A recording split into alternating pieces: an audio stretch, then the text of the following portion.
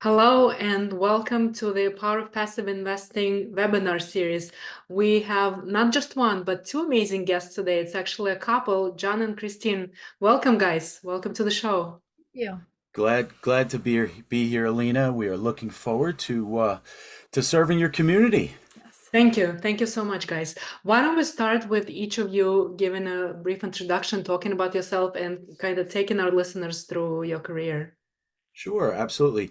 So my name is John Edwin. Grew up in the inner city of Philadelphia. Met my amazing wife when we were in 11th grade. We were 16 years old, and started dating then.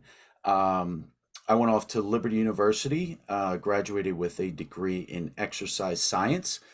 Planned on being a physical therapist and getting my doctorate. Found that world not what I was expecting. So I pivoted and went into personal training. When we were 21, we got married, and and then I became one of the top trainers in the area for many years. And I'll just kind of like leave it right there if Christine wants to pick up somewhere along here. Oh, okay. All right. Hi, I'm Christine, John's partner here in life and in all of our interesting business ventures that we've been part of over the past 20 some years. So we met in high school, as John said. I graduated with a degree in advertising. Worked in advertising for a short time, ended up going back and getting my master's at St. Joe's in elementary education. Did that for a short time as well. But then we started our family. We have three amazing kids. Luke is 20, our daughter Sylvie is 17, and our youngest, Caleb, he is 15. We decided that I wanted to be able to stay home and raise them. So while that was happening, we started buying properties. That's kind of the long and short story of it. When the kids were little, John was pretty much the guy outside, like boots on the ground, doing all the stuff. And then I did a lot of the back end, figuring out how to open an LLC and bank accounts and setting up bills and insurance QuickBooks. and all that stuff. So it was really like learning as we go. We did a bunch of flips through the years and buy and holds. And mainly we focus more on turnkey rentals at this point.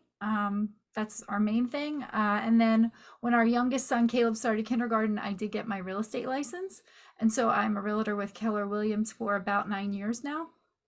So additionally, I work with buyers, sellers, investors, renters, you name it, in the retail market as well.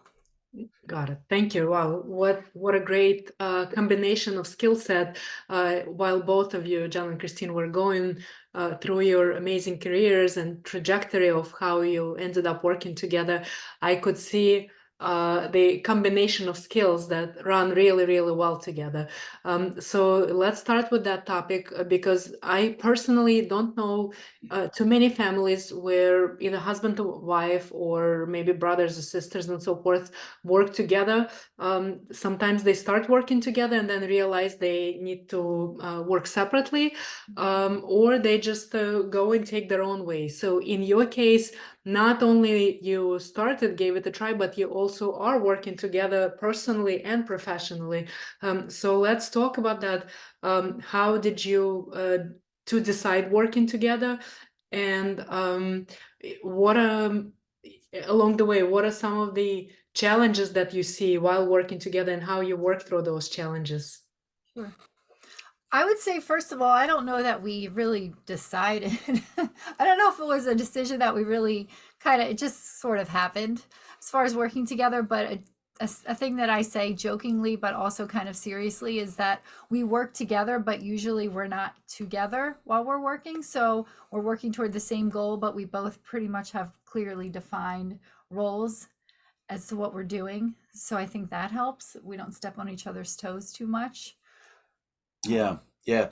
And I want to take this back just a little bit because for people looking to get into property investing and also for your newer property investors, it's really important to have the why, right? So, and I tell this story on every podcast I'm interviewed on, and every time someone asks me, like, well, what got you into real estate?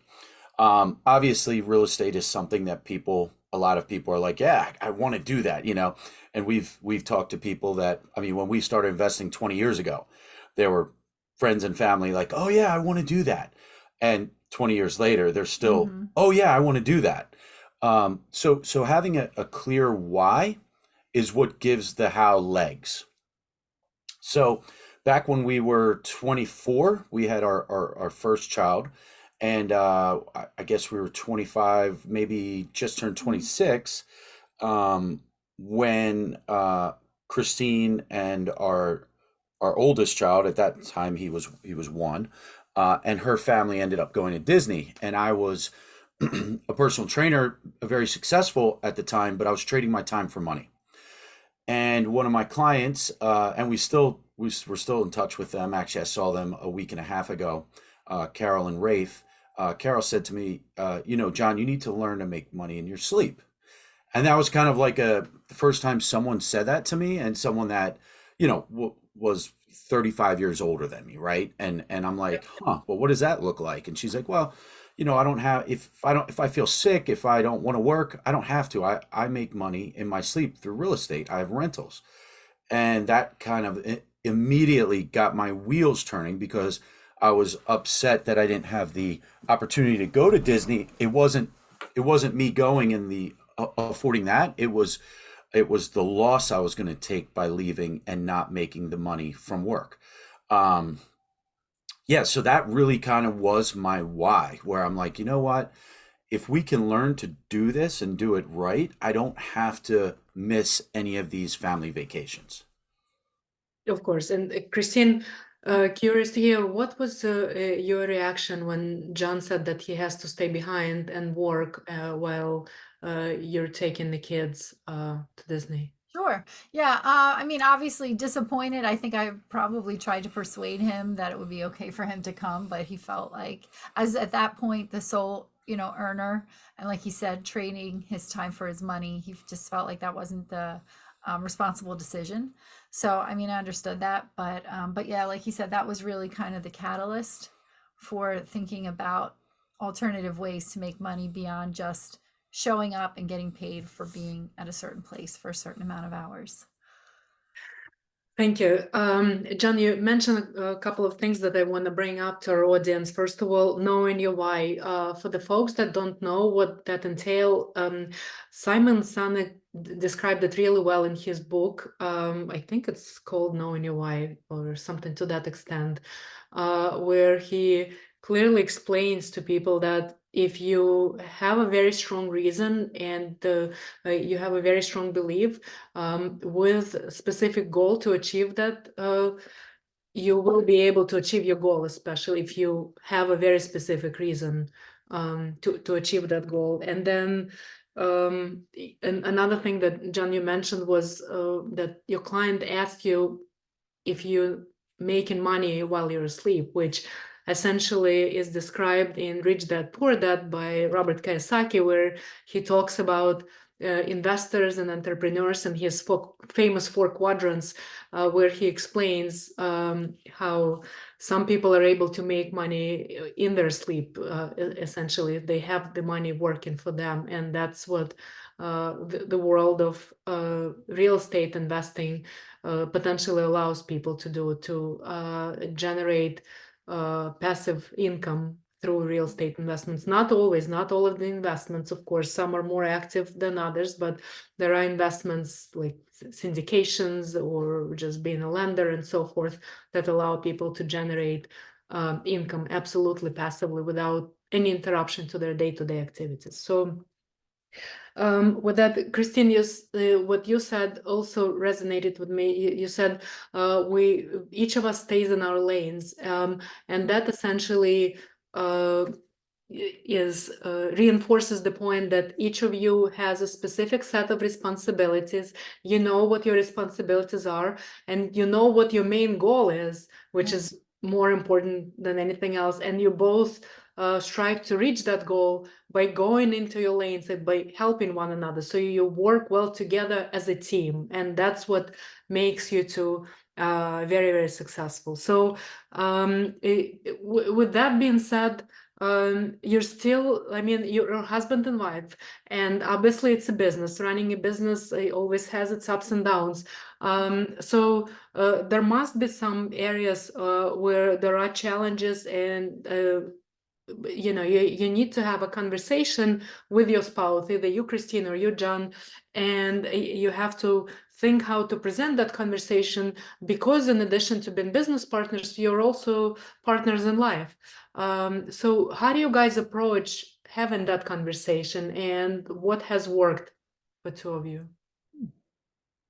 I would start out by saying constant communication is really important in partnerships. So Christine and I, a lot of mornings, we'll stop and say, "Hey, what does your day entail? What does the week entail?" So we kind of know where each one of us is going and the different things that we have to accomplish. That's one. Also, we talk about our goals quite frequently and then set meetings. We try and sit down once a week and go over all of our different LLCs, go over our finances, all of our bank accounts, and just make sure that what we're doing is always aligned and that we're synergistically moving forward. I have notoriously been the one kind of like the big vision guy where I'm running fast and I'm like, "Hey, we want to do this. Let's do this. Let's do this. Let's go. Let's go. Let's go." And Christine has been like the very voice of reason, the voice of reason that says, "Hey, hold on a minute. We got to stabilize this. We got to get this LLC stabilized because each LLC that we have holds a few properties. We try not to hold too many properties in each in a specific LLC. So certain ones may be doing very well, and then other ones may be struggling. It's like, hold on, we got to make sure that this is stabilized before we move forward. It's kind of like the concept of slow down to speed up. And so she really has her finger on the pulse of how our real estate is going. And I'm kind of like the one that's like, all right, I want to grab this. I want to do this. I want to bring in this investor. I want to, and so, I think we really balance ourselves out that way. Yes, I think that's true. And I would say we've gotten better over the years of being more intentional with our meetings. And I mean, we do talk business throughout the day, throughout the night sometimes, depending what's going on. But I think at the same time, we have a lot of fun doing it. We We do. enjoy, I mean, the bottom line is we love being together. We have a great time. So even when we're doing something like after this podcast, we're heading to a property that we're putting up for sale, and we've got to do a little cleaning and getting it ready. But it's, we don't mind it because we're going to have a fun time together. What's fun is it's actually kind of rare. We used to do this a whole lot when we didn't have that much money and we were building our portfolio. We would go to properties and we would, install all kinds of different things and now we have people that do all this. Well, my contractors finished up last week, said they were done, and then we're like, all right, well, professional pictures are on Tuesday. And so it was like Saturday. I'm like, let's cruise down there and just double check everything. And of course, we took a shade off of one of the windows, and the window wasn't painted. Oops. And the guy even called me today. He's like, "Dude, I'll drive down." I'm like, "No, you will not. We will finish this job." Like there's some other things that they did, so we have to just go down there and just make sure it's 100% ready for picks tomorrow. Right. But I just think the key is we still have fun. We do have fun. We have fun doing what we do. So if we didn't, then we'd probably sometimes really want to strangle each other. But we find the fun in it. And when the kids were younger, we'd bring them along a lot more too, and get them involved. Yeah, even this past Saturday. Even now, yeah. This past Saturday, we went and looked at a small portfolio, tired landlord. 12 rentals, and our oldest son, who's 20, he came with us and walked through every rental with us, asked a bunch of questions. But we've taken the kids. Nice. Christine's taken them on listings with her. We've taken them through the whole construction phases. We've taken them to staging, Helping to stage. settlements. And this is just a way for them to see what we're doing. So nothing's a mystery. God forbid, one day we're going to go, right? And your legacy is only as strong as the hands that can move it forward. Absolutely. I love it. So are the kids interested in being involved? Do they want to continue being involved or maybe potentially take over from you guys down the road? They both, Luke and Sylvia, have showed interest. Caleb hasn't really talked much about it, but Yeah. He's younger, so that's Yeah, he's he's a understandable. young. little Yeah. younger. I think, I mean, it's a maturity thing. I think Luke, as of now, seems the most interested, but he's 20, and I think he just sees the picture more, the big picture of it. Yeah, So, yeah. And what's great is with the younger kids, like he gives us ideas and asks questions that I don't Right. think about. So, hmm yeah. it's nice to have fresh ideas doing things. Of course, of course. Give me an example of what kind of questions did Luke ask? What kind of ideas did he give you guys?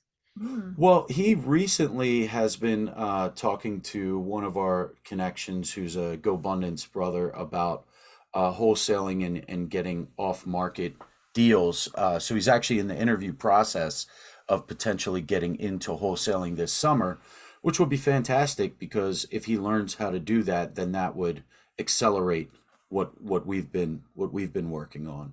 But all kinds of ideas about.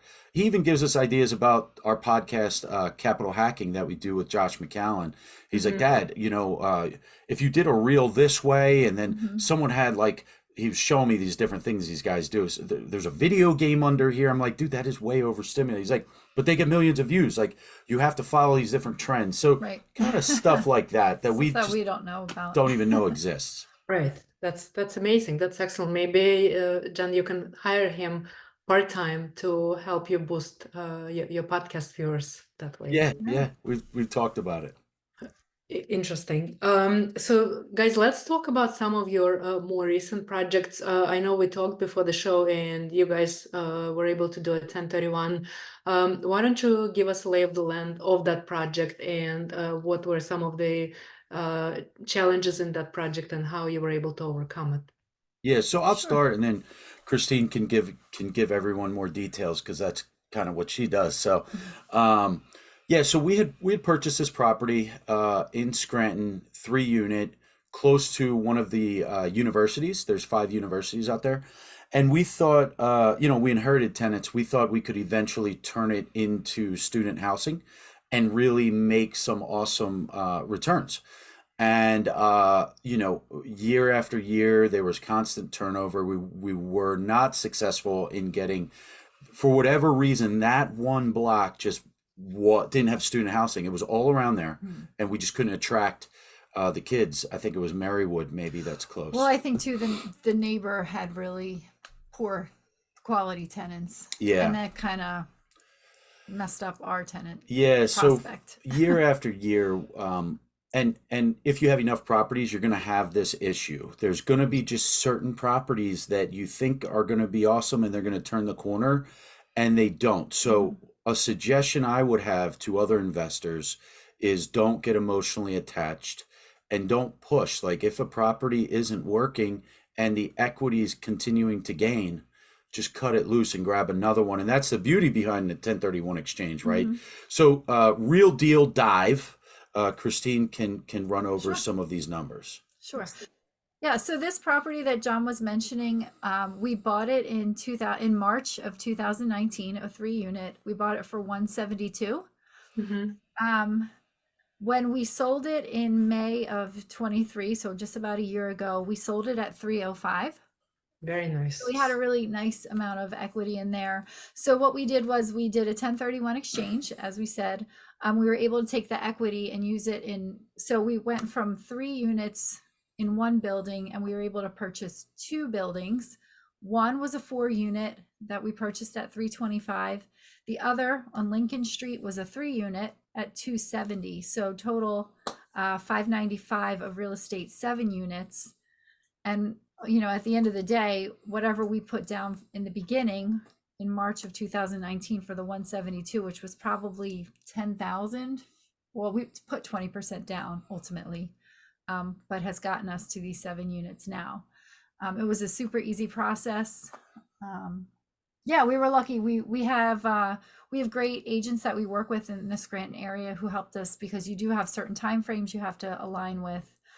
So we were able to identify the properties fairly quickly, stay within all the time frames. Yeah. Is Scranton one of your markets?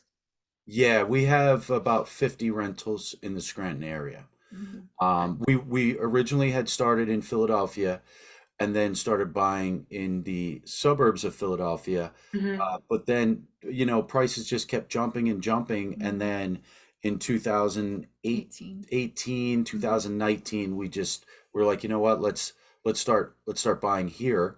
So it's kind of amazing. I mean, if you look at 20% down on 172, you're looking at like maybe, with closing 35. costs, $38,000 down.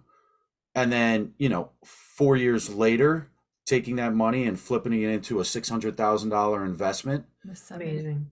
in 7 units. And that's awesome scalability. Right. And then these two properties as well, they're just outside of Scranton in some suburbs of Scranton. So the quality, the area is a little bit better, They're nicer really school nice properties districts. and they're cash flowing like crazy. Yeah. So Excellent. So your tenants are not students, it's regular housing, correct?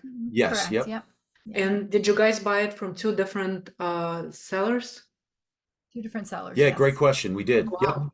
There is a time frame that you have to like locate these properties, and off the top of my head, I don't remember. You may have like 45 days, I think, to identify them, and then maybe another 45 days to close or something, or 60 days. Give or take. I think it's 45, 60, John. Yeah, but I also I don't think to remember. identify, and then I think you have 6 months to close or something. I don't know. Okay. We'll have to look it up. But anyway, yeah, there is a timeline that you Right, have to right. fit in. So it's hard. So walk us through how you identified these two sellers. One of them was a guy that I know that works in Scranton, who's a good buddy of mine. He just knew this other guy. He's like, hey, this dude wants to sell, a 3-unit property. I was like, oh yeah. So he had pictures, sent it to us. And then the other one was a pocket listing from the property management company that we use. A lot of times they'll call us first because, in Philly, if you have 50 units, it's not a big deal. But when you go to these, outside smaller towns, 50 units is a big deal. So Sure. they're going to call you first, right? So, so they call us whenever they have pocket listings, and they'll send pictures and give us numbers. Yeah, and I was just going to say, even amongst the people that we know, people know we buy in Scranton. So it seems like whenever anybody knows anybody that's buying or selling anything in Scranton, well, selling anything in Scranton specifically, they'll reach out to us. Hey, this person's selling this or that. And usually, it's not a fit, but like in this case, the one property was a fit. So Yeah, I mean, for we'd love example, to look at anything anybody's got. yeah, I mean, this past weekend, a friend of mine in GoBundance was friends with somebody else in a different mastermind, and was like that person said, "Hey, I have an investor out of New York wants to get out of Scranton. He has 70 units. He connected the two of us. We just got an email on that, and so we haven't gone over the numbers yet, but." Yeah, it's just all about connections, the power of your network. Absolutely, that makes perfect sense. You mentioned property management. Do you use the same property management for all your units down in Scranton? Sorry about that. Oh, it's okay. Guys, for your listeners, our kids are on spring break and we also have 2 dogs, and so They want to participate, of course, and answer sorry questions. about that. Yes. I'm sorry, what was the question again? The question was whether you use the same property management company for all 50 units around Scranton. Yes. Yes. Yep. Yes, we do. They're great. We had a really bad experience with a property management company that we got away from, and we're with this company now, and they're really great. We do monthly calls with them and then touch-ins as needed. Monthly, wow, not weekly. And Wow. Yeah, monthly calls with them, and then We again, started out weekly uh-huh, and then moved our way into monthly now. gradually. And unless if there's pressing. go ahead. Yeah, I was just gonna say, unless if there's something pressing, we'll touch base via text here or there. But yeah, just a monthly call, and they really are treating our properties and our tenants really well. So we're happy with them. Yeah. Are your units primarily residential, 4 and under, or are they mix of both? We only have one mixed one where there's like a commercial on the first floor. So primarily they're like 2 to 6 units. 2 to 6. So some residential, some commercial. When I say commercial, I mean 5+ units is usually considered commercial. That's why I'm asking from a mortgage standpoint. Yeah, just the Yeah. one. Yeah. I mean, they're all but they're all commercial loans. Yeah. But They're all Yeah, commercial. Okay. Portfolio loans, possibly. Okay. yeah, So, we've always put 20% down and mortgage 80%. And then in Philly, we have a property management group that we use here, and they've been great. So, they only touch base with us if there's, a work order or something that gets put in. And then there's a handful that we still manage ourselves. So how comes that? Were you not able to find another property management that would do it for you, or do you prefer to manage these yourself? Is a good question. They were tenants. They've just been really long-term tenants, like over a decade. Hmm. So if we hand them off to anybody, they're going to call us anyway. mhm, I So see. it's like we have a relationship with them. It wouldn't make sense for us to pay a property management company. right. Got it. Makes sense. With your property managers, either one, it sounds like in Trenton, you have a lot more units. As the number of units were increasing, were you able to negotiate better terms with them, or are they staying flat? We want, honestly, I'm not interested in better terms. I want them to make money because I want them to look out for what we're doing. Mm, I think the average rate is like 9 or 10%. I think we pay 10%. I'm mm, happy with that. They keep feeding us deals that Mhm. aren't on the market. We don't have to compete with other people. We pay more. Nice. So really, in the end, it's one hand washes the other right. for us. Right. Excellent. Yeah, that's a great approach. I love it, John. What is next for John and Christine? What do you guys see yourself doing, say, 5 years down the road? Mm, Oh 5 years. man. Well, our kids will all be out of the house by then. Right. So we told You're our the youngest, right? yeah, our youngest Yeah. is 15. So we always told our kids once you guys are out, good luck finding us. Um, and we've already started kind of living that lifestyle where we're taking a lot of vacations, traveling a lot, where we Mm, used to not do that. So I just see that honestly increasing. I mean, I'll give you an example. A couple weeks ago, we were in Puerto Rico, in Dorado area, and we just booked for 5 days with the kids. And at day four, we decided that Christine and I were going to stay an extra five, and we're going to put the kids on the airplane the next mm, day, and peace out. And in two Nice. weeks from now, we'll be in Portugal for 10 days, and mhm, then Excellent. Christine will be in California in May. And so, yeah, I mean, really, we love traveling. We'll continue to accumulate properties, and honestly, it's just started to really snowball for us. So, yeah, I mean, there's no doubt in 5 years, we'll have a large portfolio. But more than that, we're gonna just have a lot of fun. right. That's Excellent. Glad to hear that you guys are not waiting another 3, 4, 5 years to have fun, but enjoying your life now. mhm, That I think that's very important to have that balance and balance the relationship and enjoy life in general. Well, this has been amazing. One of the last questions that we always like to ask our listeners is, how do you guys like to give back? Mm. mm. I love that. Well, I think giving back is definitely a big part of what we do. Um, the foundation of it is that we're really involved in our local church storehouse. So we give back with our tithes. We also give back by serving in church in different roles. I help out in the children's area. John helps with worship. He sings. I sing, and Oh, Christine's nice. also on the board of our local church. And then Christine and I also sit on the board of an amazing charity called Aerial Recovery. Um, Definitely Google Aerial Recovery. They're doing amazing things between fighting human trafficking all over the world, along with saving those who served, Veterans. veterans, because veteran suicide is through the roof, Hmm. and it's a veteran run, a Green Beret run organization. So we're heavily involved with aerial recovery, and then we're also involved with another charity called Humanity Share. They primarily have a mission over in East Africa, in Kenya, where they provide clean water, and also support women in education. So those are the three Oh, charities that really come to mind when asked. Wow, that's incredible. You guys are doing a lot locally in the community and thousands of miles away from your local community. Kudos to you, and it certainly serves as an excellent example for your kids who will hopefully be continuing and your legacy and doing the same things and even better. So thank you so much for the interview. This has been amazing. Very much enjoyed getting to know you.